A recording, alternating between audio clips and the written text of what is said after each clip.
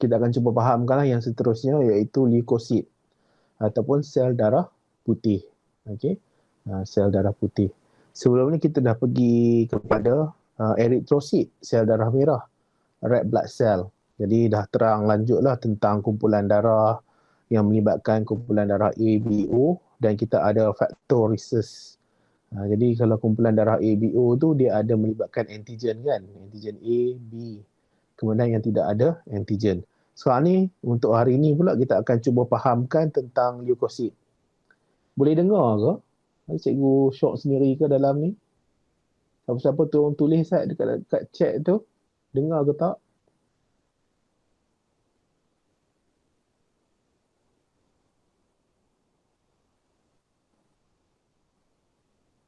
Okey, boleh. Terima kasih.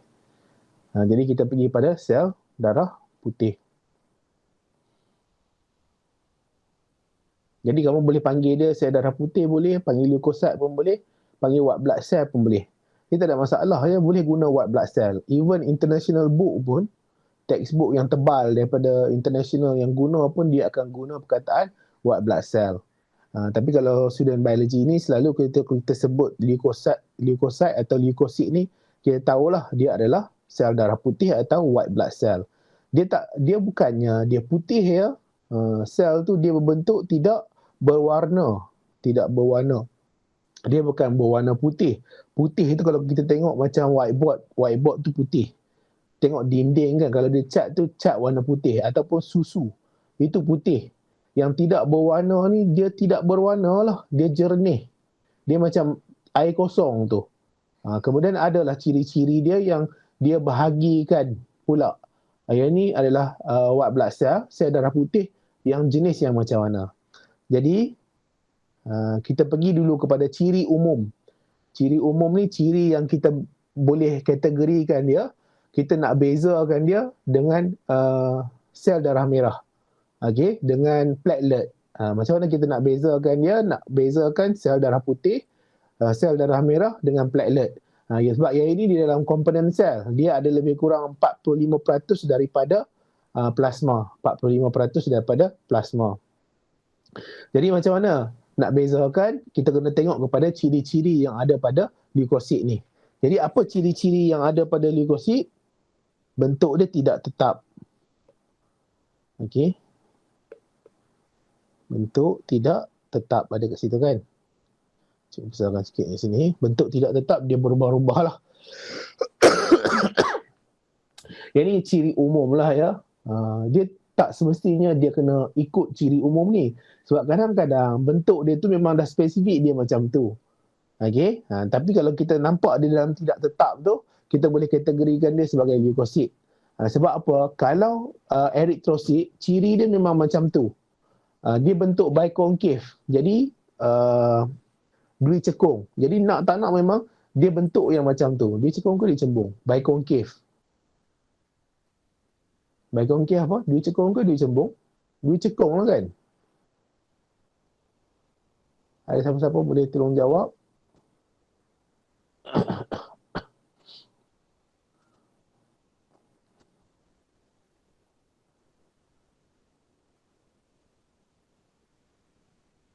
Itu semua tak tahu. Bahasa Melayu dia. Saya cikgu cari jawapan kat atas ni. Dui cekung. Okey, dui cekung. Bahasa Inggeris dia bikonkave. Okey, kemudian dia mempunyai nukleus.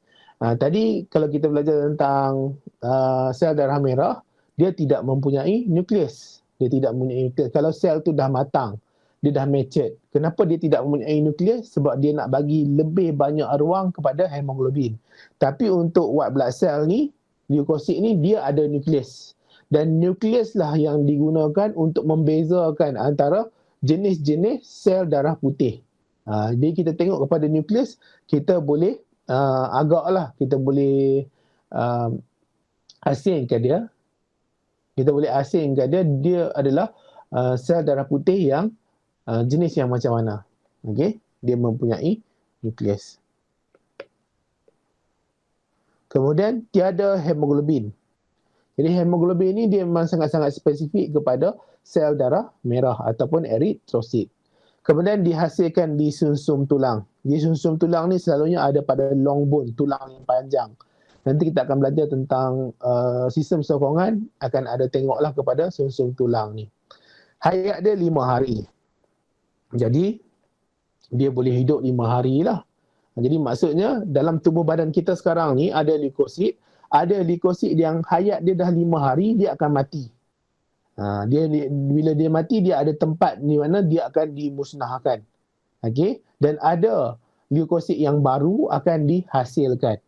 Okay? Dia ada proses dia lah. Proses dia yang sangat spesifik untuk menghasilkan sel darah putih ni. Kemudian leukosit ni dia ada keupayaan untuk keluar dan masuk. Dia meresap keluar dan meresap masuk di salur darah lah. Salur darah yang mana yang boleh keluar dan masuk ni? Salur darah mana yang boleh keluar dan masuk iaitu kapilari darah. Dekat vena dengan arteri tak boleh ya. Sebab apa vena dengan arteri tak boleh berlaku pertukaran gas, pertukaran bahan, keluar dan masuk? Sebab apa? Arteri dan vena, dia tidak ada lubang pada dinding dia. Kemudian dinding dia tebal. Yang paling tebal sekali arteri lah. Yang kedua adalah vena. Yang paling nipis sekali, dinding dia satu sel sahaja, iaitu kapilari darah. Jadi kapilari darah ni lah berlaku pertukaran semua bahan-bahan yang akan keluar daripada sel masuk ke dalam kapilari darah, yang dari dalam kapilari darah keluar pergi ke sel. Okey. Jadi dia boleh meresap keluar. Jadi cikgu ulang sekali lagi. Apa ciri umum? Ciri umum yang kita boleh bezakan dia dengan sel-sel yang lain, iaitu sel darah merah lah terutama sekali, dengan juga kita ada platelet. Platelet ni juga dipanggil sebagai trombosit. Tapi kamu sebut platelet saja pun dah cukup lah sebenarnya. Dia bentuk tidak tetap. Okey, bentuk tidak tetap. Jadi platelet ni bentuk tidak tetap, dia berubah-ubah. Keadaan dia ikutlah kepada dia punya jenis dan dia punya fungsi. Kemudian dia mempunyai nukleus. Okay, mempunyai nukleus, jadi ada fungsilah nukleus tu. Apa yang dia perlu lakukan, semua akan dikawal oleh nukleus leukosit. Okay. Kemudian tiada hemoglobin. Jadi hemoglobin ni ada pada sel darah merah ataupun eritrosit. Dihasilkan di sumsum tulang, hayat dia 5 hari, iaitu dia boleh hidup 5 hari. Jadi maksudnya sel darah putih kita yang waktu kita bayi dulu, kan, lahir daripada perut ibu kamu tu, rahim ibu kamu, sel darah putih yang ada pada waktu tu sebenarnya dah tak ada dah. Semua dah mati dah. Yang ada pun paling tua sel darah putih dalam kita punya tubuh badan ni umur dia 5 hari. Jadi paling tua pun umur 5 hari, kemudian dia akan mati. Dia akan ganti dengan sel darah putih yang baru. Okey. Jadi itu sel darah putih. Kemudian hayat dia 5 hari, boleh meresap keluar. Keluar boleh meresap ni maksudnya dia boleh keluar daripada kapilari darah. Dan dia boleh pergilah kat mana dia nak pergi. Dia nak pergi ke sel ke, dia nak pergi ke hati ke, dia nak pergi ke mata ke, dia nak pergi ke jari ke. Jadi dia boleh pergi kepada sel-sel yang dia nak pergi. Dan dia ada keupayaan untuk mempertahankan badan daripada serangan-serangan musuh. Jadi bila sebut tentang sel darah putih ni adalah tentera lah. Dia ada tentera, dia askar. Jadi kebanyakan dia askar lah. Jadi kalau kamu tengok askar di Raja Malaysia kan, tentera kita ataupun sistem pertahanan Malaysia ni, kita ada polis, kita ada bomber, kita ada askar. Askar pula, dalam askar tu ada bahagian-bahagian dia. Ada bahagian, cikgu tak tahu sangat lah, cikgu cerita je lah ya. Kemungkinan salah. Dia ada bahagian yang jaga sempadan. Dia askar ada jaga sempadan, dia askar yang sempadan lah, yang darat punya ni, tentera darat. Dia ada askar yang tentera yang jaga laut, dia tentera laut lah. Dia ada tentera yang jaga udara, tentera udara. Nampak tak? Dia spesifik. Dia ada mengikut tempat-tempat dia, fungsi-fungsi dia tertentu. Sama macam sel darah putih ni. Dia ada jenis-jenis dia. Yang paling mudah sekali, yang paling besar sekali, pembahagian dia kepada dua. Okey, pembahagian dia kepada dua. Yang pertama adalah granulosit. Yang kedua adalah agranulosit. Okey, Granulosit dan agranulosit.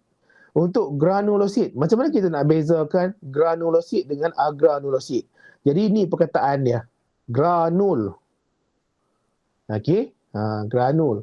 Jadi granul ni apa? Bila sebut je granul ni, dia adalah seolah-olah bintik. Granul. Boleh ya? Kemudian kita ada agranul. Okey. Kita ada agranul. Agranul ni kita ada A kat sini kan. Kalau bahasa Inggeris ni A, dia selalunya book. Apa maksud book? Satu, buku lah kan. Ni cikgu dululah waktu belajar dulu macam mana nak bagi ingat. Okey. Kadang-kadang biologi ni banyak sangat. Kadang-kadang kita boleh tertukar. Jadi bila tertukar tu, kemungkinan akan salah tu tinggi. Jadi macam mana nak ingat? Ya, ada granul, tidak ada granul. Granulosit ni dia ada granul.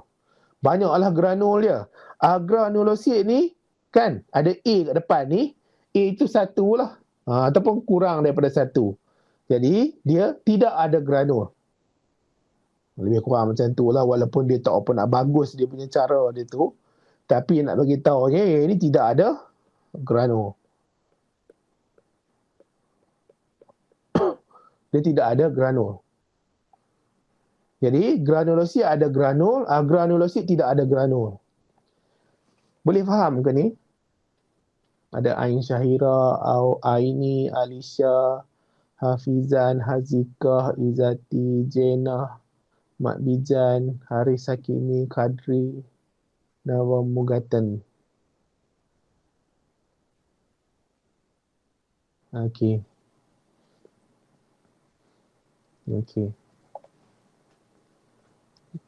Nak cikgu ulang bagi tahu ya, cikgu akan ulang untuk kamu. Sebab hari ni cikgu nak ajar tentang sel darah putih ni saja, leukosit ni saja. Bagi tahu je nak ulang, tak ada masalah. Okey. Jadi untuk leukosit ni terbahagi kepada dua, granulosit dengan agranulosit. Apa maksud granulosit? Dia ada granul. Agranulosit tidak ada granul. Jadi macam mana nak ingat? Cikgu dululah waktu zaman belajar, walaupun kadang-kadang tak pernah bagus sangat dia punya teknik tu kan. Agranul tu ada A kat depan tu, A ni selalunya dia sikit lah. Tapi kalau bahasa Inggeris dia satu. Jadi maksudnya tidak ada granul. Okey, tapi tak bolehlah kamu tulis sebagai penerangan atau explanation kamu. Okey, berdasarkan perkataan tu tak boleh, itu salah. Okey. Granul tu dia ada fungsi dia. Nanti kita tengok. Dia ada fungsi yang akan boleh membebaskan sesuatu. Okey. Jadi kita tengok kat sini. Yang pertama sekali kita ada neutrofil. Okey, neutrofil. Cikgu ada buat tajam dia tu. Kamu nampak tak dia ada titik-titik merah kan? Cikgu tambah lagi titik-titik merah dia tu. Itu adalah granul lah. Granul yang ada dalam sel darah putih. Okey.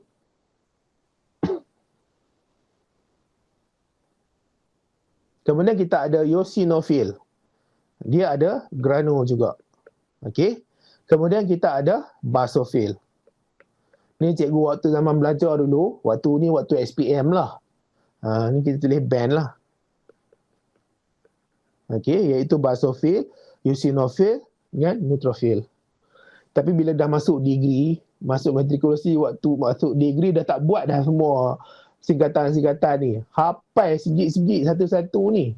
Basofil, eosinofil, neutrofil dah tak sempat, banyak sangat. Nak kena ingat. Cikgu dulu waktu belajar dulu memang struggle semua. Kita tak pernah pandai sangat. Jadi susah kadang-kadang sesuatu tu kita nak ingat.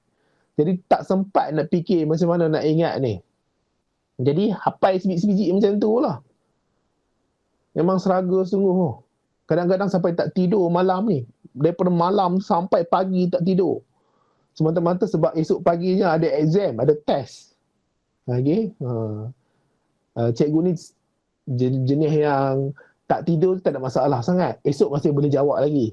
Ada setengah-setengah kawan cikgu ni, dia kalau tak tidur, esok confirm dia tak boleh jawab. Jadi nak tak nak malam tu dia kena tidur. Tapi alhamdulillah lah lepas dah zaman tu.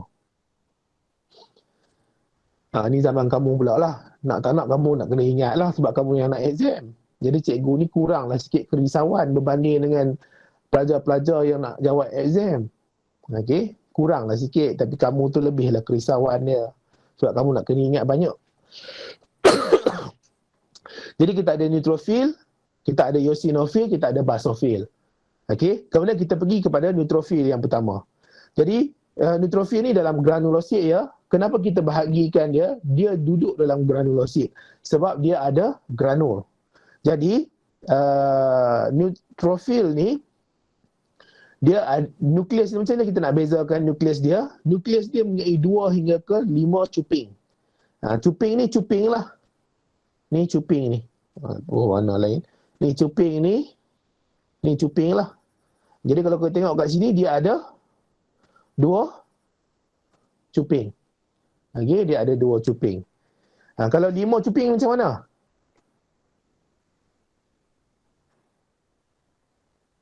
Okey, buatlah cuping-cuping dia tu macam panjang-panjang dia tu. Okey, kita tahulah dia adalah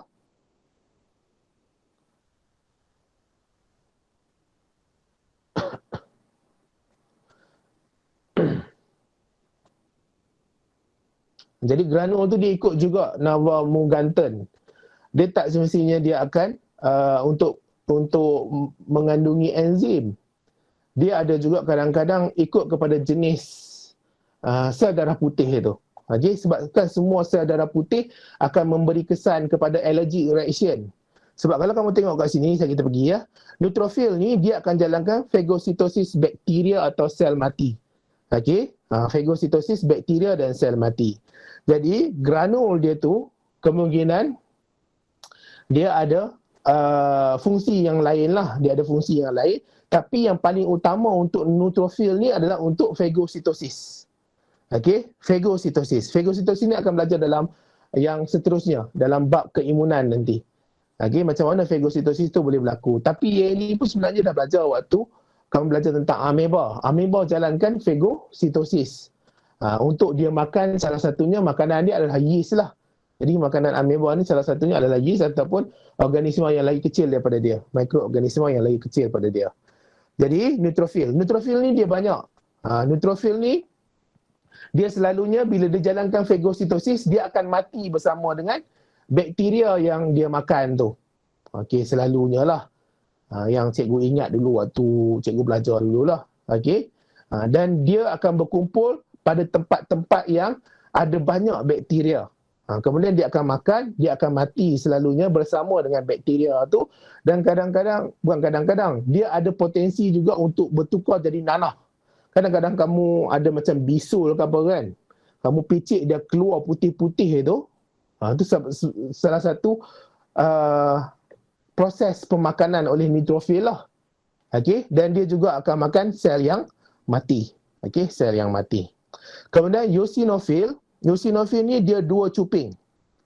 Okey, 2 cuping. Jadi nak bezakan antara neutrophil dengan eosinophil ni melalui nukleus dia. Okey, nukleus ni macam mana kita nak nampak nukleus dia? Kamu kena buat staining. Okey, dia staining ni ada macam-macam lah staining dia. Dia selalunya kalau dekat sekolah tak buat staining ni. Staining ni kita bubuh dal atau kita warnakan nukleus dia. Okey, kalau tak salah cikgu ada eosin rasanya. Tak ingat adalah staining dia ada proses staining dia tu. Dia ada 2 cuping, untuk neutrophil 2 hingga ke 5 cuping. Jadi kalau tengok kat sini yang Nawa Muganten bagi tahu tadi, bebas enzim lawan radang dan alergi. Okey, dia akan bebaskan enzim untuk lawan radang dan alergi. Jadi yang ini yang akan bebaskan enzim.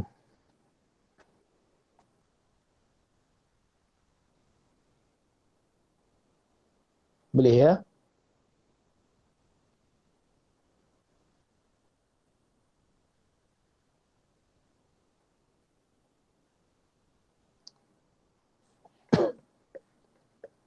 Kemudian kita ada basophil. Jadi basophil ni dia bilangan paling rendah. Ni yang paling sikit sekali, dia ada heparin. Jadi kemungkinan granul dia tu dia ada heparin lah. Okey, ataupun dia punya secretion dia tu adalah heparin. Heparin ni apabila dia dirembeskan, dia kamu kena ingat ya, sel darah putih ni dia ada dekat darah. Okey, komponen dia adalah salah satu adalah darah lah. Jadi darah tu kemudian akan hasilkan, okey, sel darah merah jenis basofil ni akan hasilkan heparin. Heparin ni akan halang darah beku. Contohnya kita ada salur darah. Okey. Mana salur darah? Kita ada salur darah. Dalam salur darah ni, of course lah dia ada darah. Jadi heparin ni akan halang darah daripada membeku.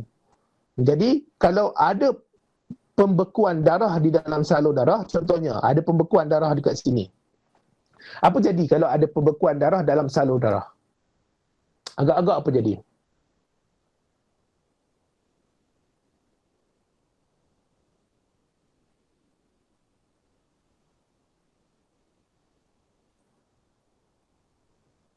Ada siapa-siapa tahu ke?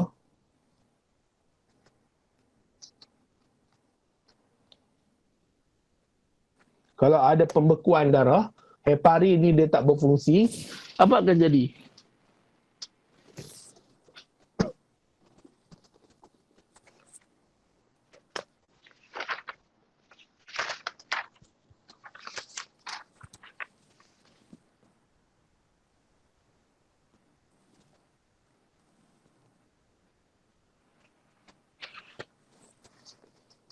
Darah tak lancar.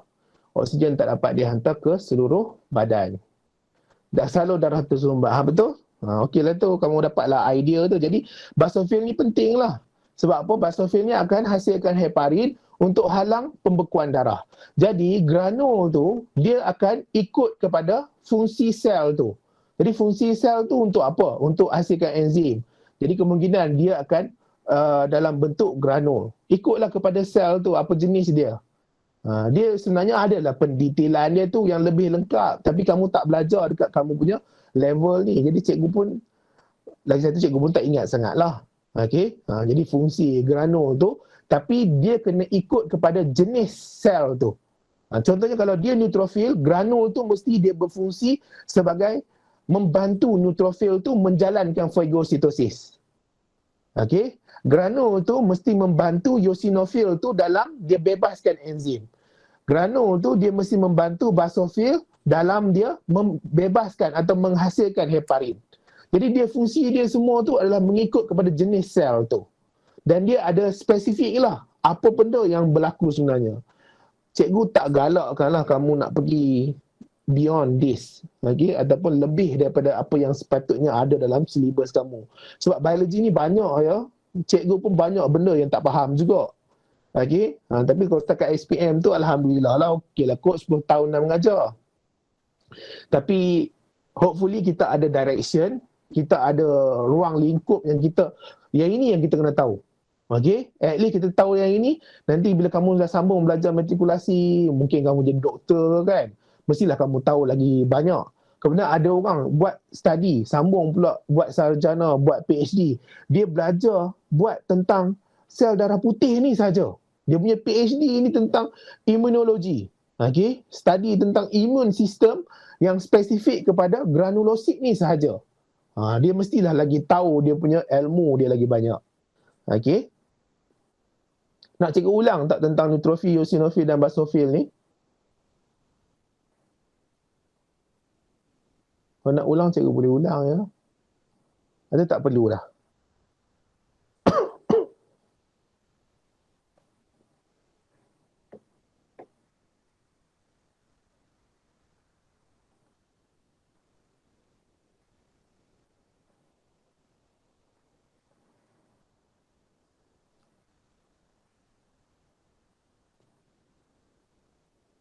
Tak perlu ya. Tak perlu, kita sambung lah. So far faham. Okay. Kemudian kita ada agranulosit. Agranulosit tidak ada granul lah. Okay. Dia tidak ada granul. Jadi dia tidak ada granul pun, tak semestinya dia tak boleh menjalankan fungsi dia. Okay. Kamu kena ingat, dia tetaplah ada teknik atau mekanisme macam mana dia nak menjalankan fungsi dia tanpa dia ada granul pada sitoplasma dia. Jadi kalau dia tidak ada granul pun tak ada masalah, dia tetap boleh jalankan fungsi dia. Kita ada limfosit dekat sini. Yang pertama limfosit. Okey. Limfosit ni adalah nukleus, dia mempunyai nukleus yang sangat besar. Okey, nukleus yang sangat besar, dia akan hasilkan antibody. Jadi antibody. Limfosit ni antara yang boleh dikatakan cukup-cukup terkenal lah. Okey. Kajian-kajian PhD, kajian-kajian sarjana, dan sekarang ni pun orang tengah berlumba-lumba buat kajian tentang limfosit ni. Sebab apa? Limfosit ni yang ada kaitan dengan vaksin.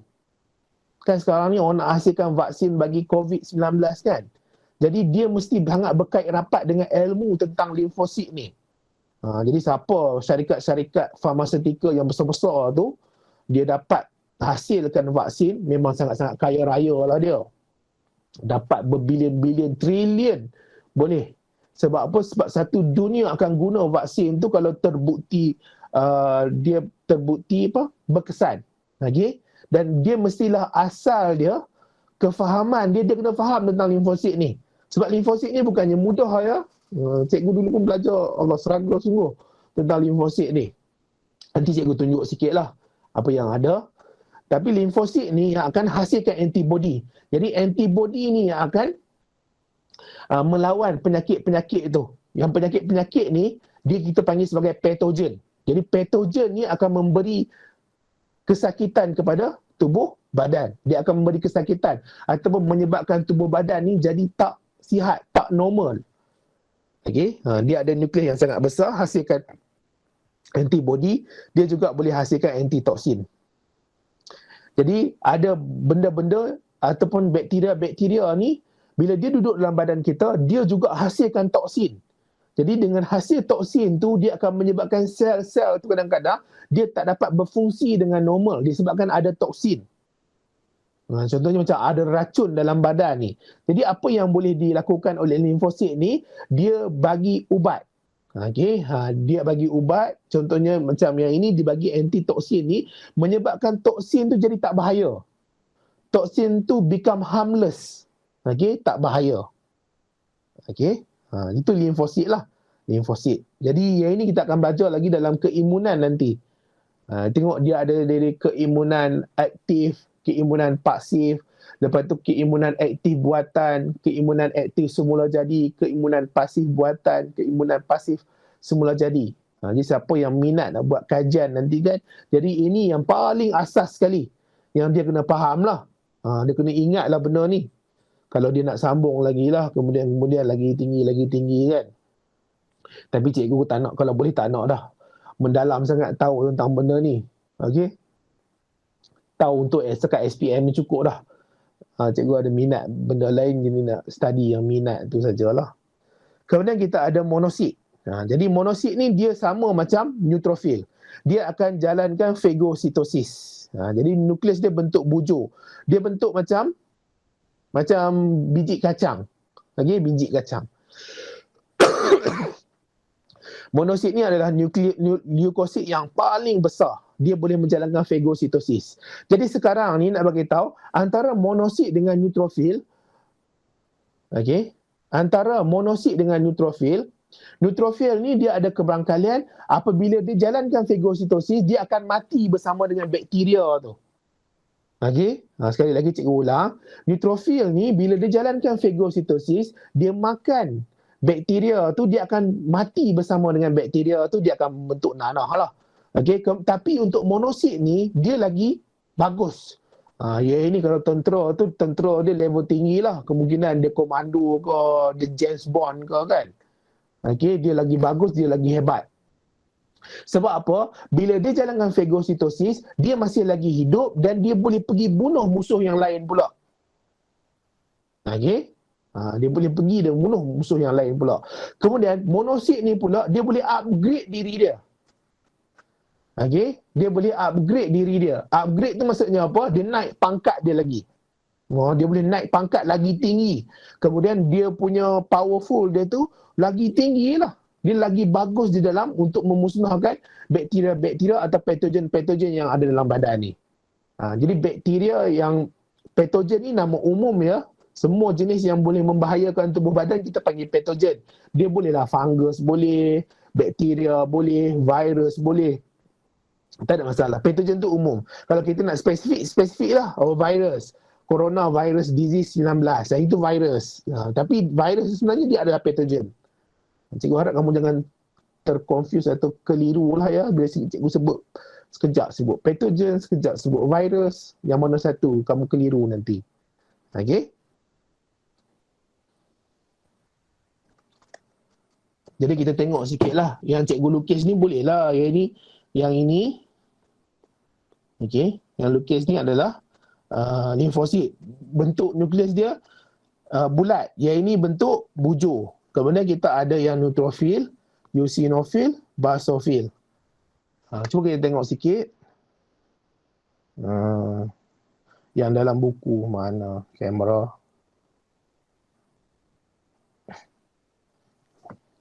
Okey. Jadi kita ada dekat sini kan. Ni leukosit, basophil. Kemudian kita ada neutrophil. Nampak tak dia ada bercuping-cuping-cuping kan? Dia ada tulis itu 2 hingga ke 5 cuping. Kemudian kita ada eosinofil. Kemudian limfosit. Okey. Limfosit ni dia bentuk bulat dan dia punya nukleus tu sangat-sangat besar. Kemudian kita ada monosit.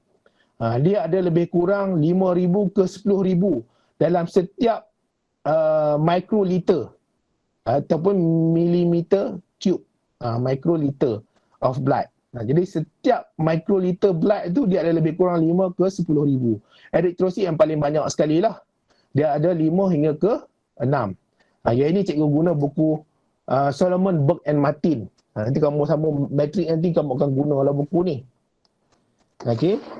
Yang ini ada satu lagi buku. Ini buku yang ini buku Chambers and Rees. Yang ini buku Solomon, Burke and Martin. Okey, Solomon, Burke and Martin. Jadi neutrophil dia bentuk macam ni, dia ada granul-granul dia tu. Kemudian eosinofil, basophil, limfosit, monosit. Okey, 14 terbahagi pada 2, granular dengan agranular ataupun agranulosit dengan granulosit di bahasa Melayu dia lah. Okey. Jadi ini dia ada penerangan dia lah dalam buku Solomon, Burke and Martin. Dia tak semudah yang kita ni ya. Mana cikgu ada tanda tadi?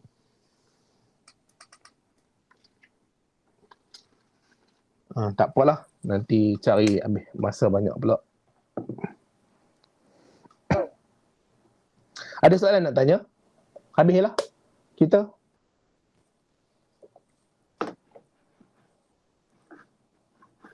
Cikgu dah terang semua lah.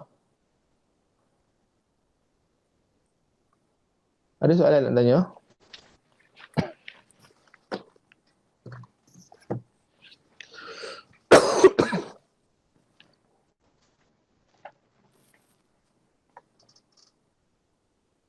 Okey, faham. Alhamdulillah. Okey.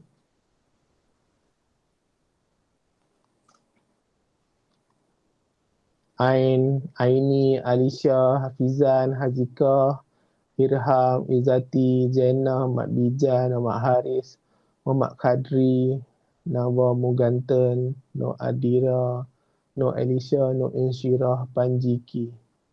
Macam mana, okey ke?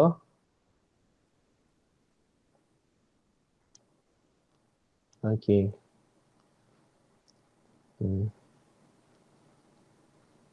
Ni pendapat cikgu lah ya. Biologi ni banyak sangat. Kan kamu bukan nak study biologi saja, kamu nak study kimia, nak study fizik. Kalau boleh itu, antara rujukan yang cukup bagus untuk kamu adalah buku teks. Jadi cubalah baca buku teks tu. Okey, cubalah baca buku teks. Jadi ruang lingkup ilmu yang ada tu sebenarnya dia berdasarkan buku teks saja. Sebab nanti bila kamu sambung lagi belajar, lagi banyak pula lagi. Jadi dia berdasarkan silibus tu. At least kita tahu kita punya direction tu kat mana. Kalau kamu nak tahu yang ini, nak tahu yang sana pun nak tahu lagi mendalam, bukan tak boleh juga. Kalau kamu minat kan, macam kawan cikgu dulu ada dia minat betul tentang ikan. Jadi memang dia kalau boleh tu dia nak tahu semua tentang ikan. Jadi bila dia sambung belajar, dia masuk matrikulasi, dia fokus tentang biologi, kemudian dia sambung lagi belajar, dia buat marine. Okeylah, dia dah pergi spesifik kepada bidang tu.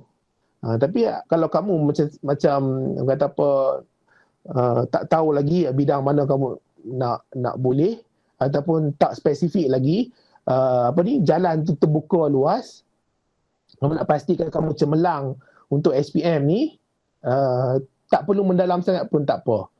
Mendalam sangat tu maksudnya cukup sekadar buku teks saja. Kemudian kamu dapatkan teknik untuk jawab soalan SPM tu. Okey. Teknik kena belajar dengan cikgu kat sekolah lah. Susahlah cikgu nak tekan kat kamu dekat online ni. Itu pandangan cikgu lah. Mungkin cikgu kamu ada pandangan yang lain ke, itu ikut dia lah. Okey. Tak ada masalah. Jadi itu sajalah untuk minggu ni. Minggu depan tak pasti lagi ada ke tak. Mungkin ada lah kot kan. Dia pun cikgu kan pergi mana pun ada je. Okey. Sebab Ahad ni raya kan. Ahad ni raya. Kemudian banyaklah cuti tu, Jumaat kita punya kelas. Jadi Jumaat nanti kita akan masuk kepada salur darah. Okey, salur darah yang itu melibatkan arteri, vena dan kapilari darah. Okey. Siapa yang berminat nak nota boleh bagi tahu lah. Nota dia kalau cikgu print semua RM30 lah. Cikgu percaya ada juga ramai yang dah ada nota ni. Jadi sambil-sambil kamu tengok video cikgu ni, kamu boleh buat rujukan. Dia ada sampai bab yang ke-15. Nota tu 1 sampai 15. Okey. Ini bab pembiakan lah. Jadi daripada bab 1, video dah ada bab 1 sampai 9 ya. Video dah ada bab 1 sampai 9. Bab 10 ni kita tengah ongoing. Jadi dia dah ada nota sampai bab ke-15. Okey. Jadi itu sajalah. Cikgu ucapkan selamat Hari Raya, maaf zahir batin. Kalau ada salah tu minta maaf lah ya. Kadang-kadang bukan apa tersasul kadang-kadang. Okey.